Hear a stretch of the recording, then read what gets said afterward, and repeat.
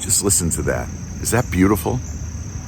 No busy airports, no traffic jams, no crowded restaurants that we have to make reservations for months in advance. Just peace and quiet. I love it. I'm Todd Newton. Welcome to the show. Always great to see you, and welcome to my birth state of Missouri. Coming up, I'm going to take you to a family-owned restaurant right on the banks of the muddy Mississippi River that is known for their apple pie. And this apple pie is as big as my head, not as round as my head, as tall as my head. One of Oprah's favorite things. I think you will like it too. I'm also going to take you to Branson, Missouri, formerly the country music capital of the Midwest. Still a very popular destination right there on Highway 76, the Strip, as they call it around here, and a biker bar. This biker bar has become the place for everything and everyone on two wheels here in Missouri. You're not going to want to miss that, and there's a lot more. It's a great episode, so thank you for allowing me to show you the Show Me state. Welcome to the Tattooed Traveler. Let's go. Welcome to Missouri.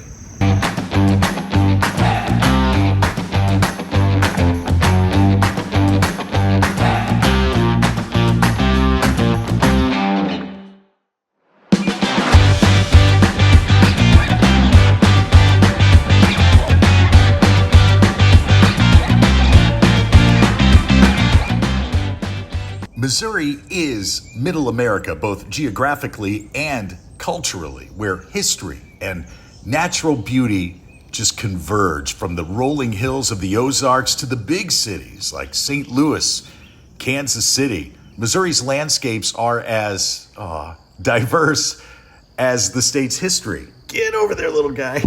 We're going to start here in Kimswick, Missouri, a riverside town where you can stroll the historic streets. They are lined with 19th century buildings, each one telling a story of the town's rich past. A lot of unique shops here, handcrafted goods, antiques. But this is the famous Blue Owl Restaurant and Bakery, home of the legendary Levee High Apple Pie. Look at that. You're looking at 12 layers of apples, and that's just a slice. Each pie is made with 18 full apples. It's so heavy, isn't it? It is. Wow. Is it bigger than my head? It is, kinda.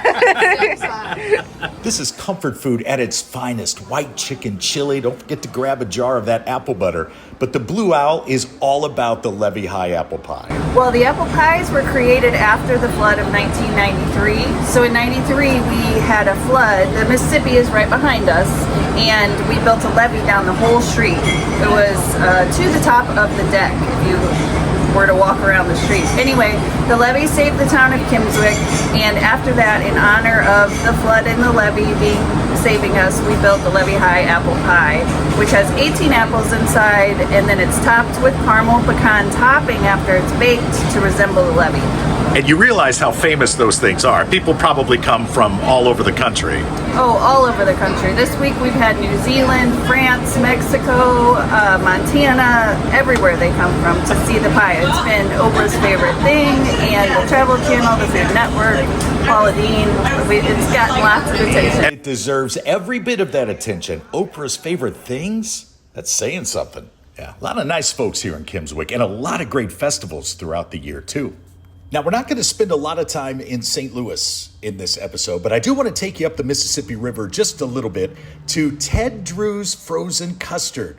Look at the crowds. This place has been around since 1929, and it is now a Route 66 landmark. What makes Ted Drew's so special is the rich, creamy custard, and of course, all of those options, flavors. It's made fresh daily with a secret recipe that's been passed down through the generations. You know it's good if they have their own gift shop. And the history of the place. Ted Drew's has seen St. Louis through the Great Depression, World War II. There's even Ted Drew's Day because it means so much to so many. Since I was a little girl, the gimmick here is as soon as you get it, they flip it. And it stays, it's called a concrete because it stays in the cup. But so I've been coming here forever, and it's just such good ice cream. It does. It just tastes like home.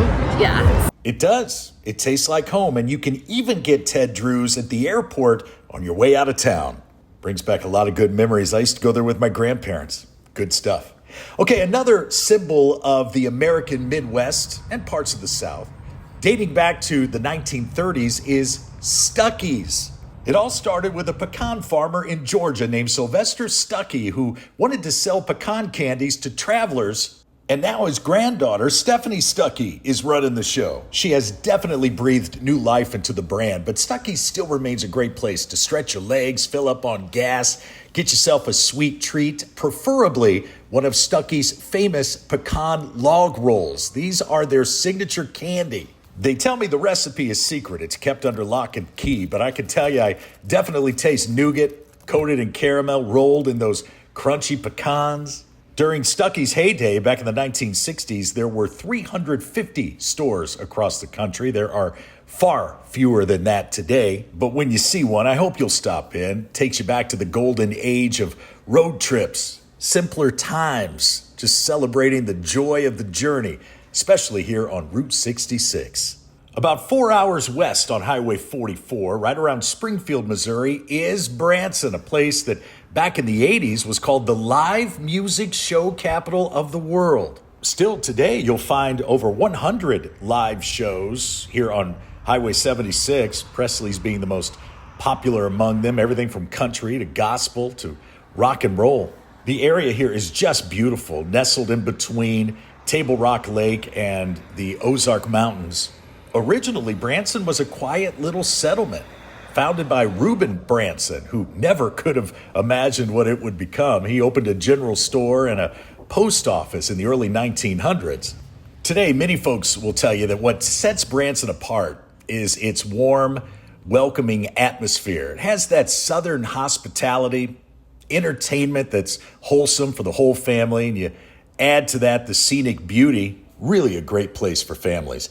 Now, when I was a kid, this was my favorite part of visiting Branson, Shepherd of the Hills. It's based on this book by Harold Bell Wright and has turned into a live outdoor play, which is, I gotta say, really exciting, and a small theme park. The book was published in 1907, immediately became a national bestseller. It's been adapted into several motion pictures, the most popular of which was in 1941, starring John Wayne. It's the story of a mysterious stranger who arrives here in the Ozarks and changes the lives of all the locals. Either see the movie or better yet, come see the live play in Branson. It's really something. Okay, let's talk the theme park that everyone is familiar with, Silver Dollar City. A lot of fun, I have to say. This is a 19th century themed amusement park, and it is filled with live entertainment and traditional crafts, which I'll show you in just a moment, but there are also a lot of unique thrill rides here. The park dates back to the 1940s when a Canadian businessman built it around Marvel Cave, one of Missouri's natural wonders. More and more people started wanting to tour the cave, so he built this 1880s themed village around it.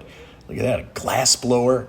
You can watch these crafts being made and then purchase them to take home. Nice souvenir of your trip. Here's a blacksmith. No matter where you go here in Silver Dollar City, it's like a journey back in time. And how about some homemade fudge made before your very eyes to blow your diet, as if the Levee High Apple Pie and Ted Drew's frozen custard wasn't enough. The park features more than 100 artisans who are happy to demonstrate traditional skills like the glass blowing or the pottery making. That's all in addition to the 40 rides and attractions like roller coasters, all included in your price of admission. Silver Dollar City is open March through December, and boy, the holidays are really a beautiful time to visit. Now, you might have noticed that food, eating together, fellowship is a big part of Missouri's heritage here, and some of the best food, especially at breakfast time here in Branson, Missouri, is Billy Gails Cafe. Boy, I am telling you, they've expanded to 3 locations in the area now, but this one right here on Highway 265, this is the original, and this one's my favorite. They are known for their 14-inch pancakes. Oh, and the pancakes are good. You can't go wrong with a stack of Billy Gails pancakes. but I am a sucker for what they call the sloppy biscuit. Now, it's big and it is sloppy. Take a look at this. This is a giant buttermilk biscuit covered in eggs, made however you like them, scrambled for me, a few pieces of crispy bacon, some cheese, smothered in that Ozark sausage gravy. Now, I'm not a motorcycle guy. Don't let the tattoos fool you. I mean, I get it. The thrill of the open road, nothing between you and the horizon but a little bit of highway. Believe me, I admire it. I just don't happen to own one. But when I went to this one particular biker bar about 25 miles outside of St. Louis, it made me rethink all of that. Hi, I'm Amber. Welcome to High Ridge, Missouri, and welcome to Johnny's Hideout. When you think perfect biker bar, Johnny's Hideout in High Ridge, Missouri is it. Cold beer, good people, loud music, and lots of motorcycles. The owners of Johnny's Hideout made us feel right at home, and I gotta say, I'll go right back to that Midwestern hospitality. There ain't nothing like it. And when you toss in a sunset like this on their sunset deck, I don't know why you'd go anyplace else. But in all of my travels, I've found that a really good biker bar needs to be more than just a place to park your bike and drink. You have to feel welcome. There has to be great music, the decor and ambiance. It has to be, for lack of a better word, authentic. There should definitely be a sense of community, and the food's gotta be good. Look at those chicken wings. Look at that steak sandwich. Look at Amber working those chicken tenders. Now look at you. I bet you've gotten rowdy here before, huh? I never have. Oh. Tonight's the night. Well, I'm with my son, who's very strict. Oh, I understand. He's keeping a close eye on you. Oh, God. That beautiful lady is 90 years old, just one of the many friends we made here at Johnny's Hideout, and you'll make a lot of good friends too. And speaking of good friends, I wanted to wrap up this episode with a new tattoo, which means I'm going to see Keith Pops Leatherman at Underground Artworks in Edwardsville, Illinois. I've known Pops for over 30 years, and he slapped this outline of the state of Missouri and my hometown area code right on my leg. We also had a ton of laughs. Loved every minute of it. I hope you enjoyed our adventure here in the Show Me State. I know I always love spending time with you. Hey, if you're not already, make sure you become a first-class member. You'll get exclusive content, and you just might get a personalized shout-out from me to you. They're a lot of fun. We also have those brand new Tattoo Traveler hoodies, t-shirts, luggage tags. They're all waiting for you at thetattooedtraveler.com. From the great state of Missouri, Big Mo, I'm Todd Newton, and until we meet again a little further down the road, travel safely.